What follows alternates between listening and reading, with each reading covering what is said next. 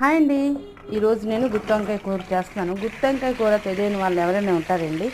అందరూ చేస్తారు, కానీ ఒక్కొక్కరు ఒక్కొక్క రకంగా చేస్తారు.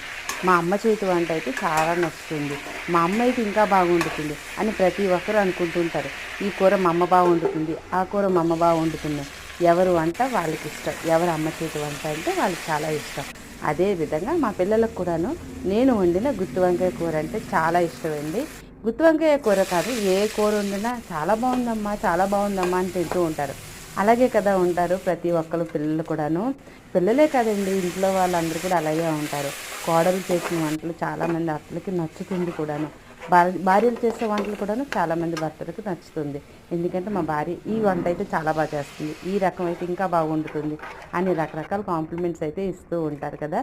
అయితే ఈరోజు నేను చేసే గుత్తి వంకాయ కూర అయితే చాలా సింపుల్గా చేశాను. చాలా టేస్ట్గా కూడా ఉందండి, చాలా బాగుంది. మరి వీడియో చూడండి, చూసి ఒకసారి లైక్ చేసి సబ్స్క్రైబ్ చేసుకోండి, కామెంట్ అయితే చెయ్యండి. కూర ఎలా చేశాననేది నేను ఇంకోసారి క్లియర్గా చూపిస్తాను. చూస్తున్నారు కదా, కూర అనేది చాలా టేస్ట్గా ఉంది, సూపర్గా ఉందన్నమాట. వీడియో నచ్చితే లైక్, సబ్స్క్రైబ్, కామెంట్. కూర గురించి ఖచ్చితంగా మాట్లాడండి. Bye bye.